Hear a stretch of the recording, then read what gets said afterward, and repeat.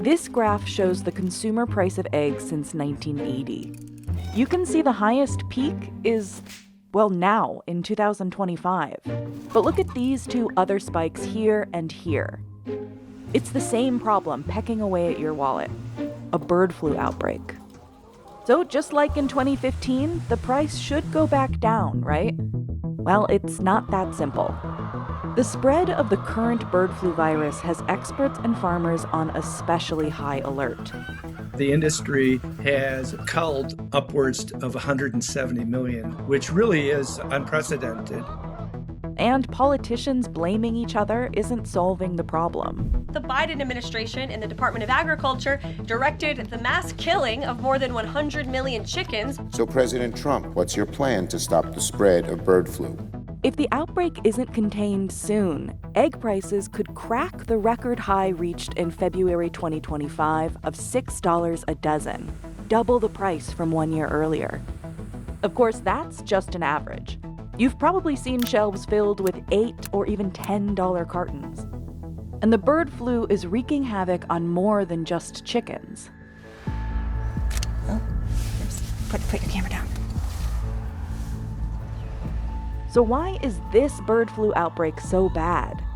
And how long can we expect eggs to be this expensive? The H5N1 avian flu usually starts in wild migratory birds. If other birds come into contact with infected birds or contaminated surfaces, they catch it too. The virus then copies itself rapidly, attacking multiple organs.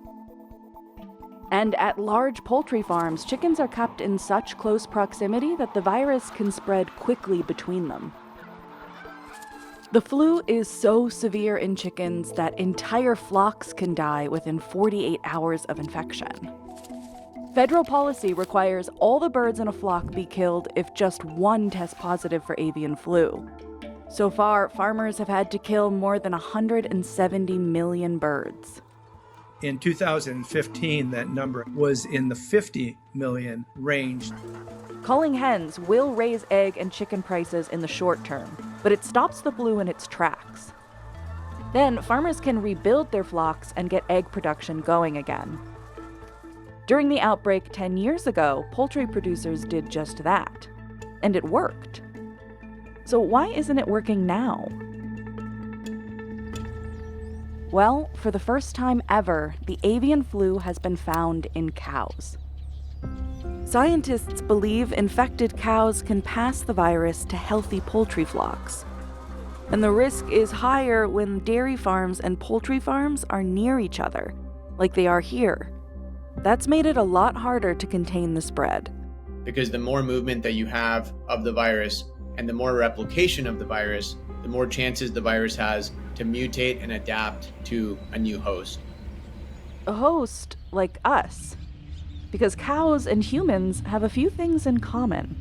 They've had very high levels of virus, like in their udders. And what we know is that the types of receptors that they have in their udders are receptors that are found both in human eyes, human upper respiratory tract, and human lower respiratory tract. And depending on how it mutates, there's different concerns that come up both around how communicable it is between people, and then how deadly it is, how likely it could be to cause pneumonias and kill people.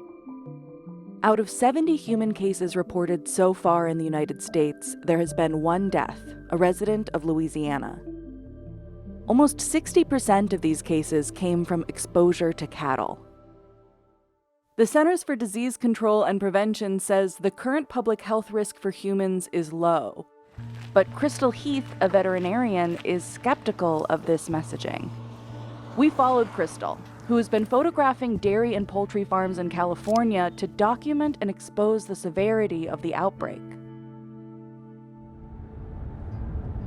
Today we're driving by some of the dairies and poultry facilities that I've been by before.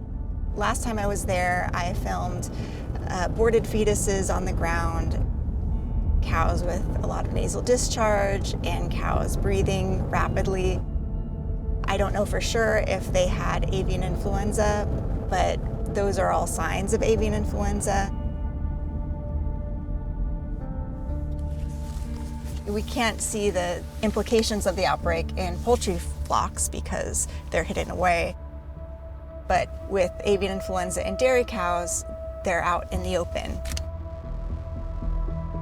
It's easy to drive by any facility and see for yourself what's happening. And unfortunately, there's just not a lot of footage in the media showing sick cows. In about 2.5 miles, take exit 85 toward Page Avenue.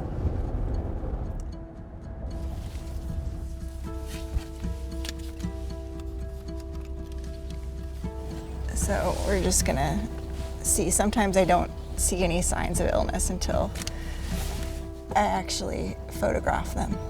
Oh, put your camera down.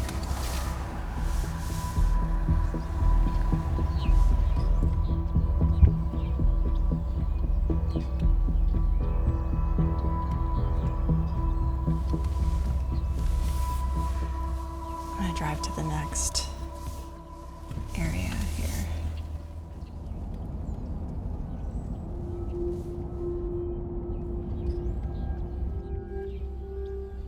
See how many birds there are. So you'll see the birds eating the feed, drinking out of the water troughs, and pooping in the water troughs, so they could potentially spread this disease to the cows. And you can hear all of the birds in the background,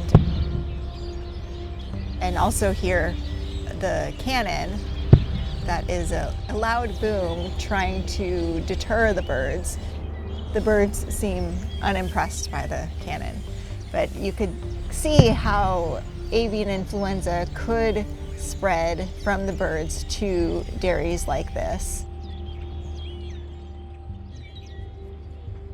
Business Insider cannot confirm that all of these dairy farms have had avian flu outbreaks.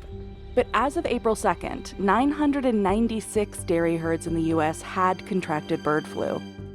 Over 75% of them were in California.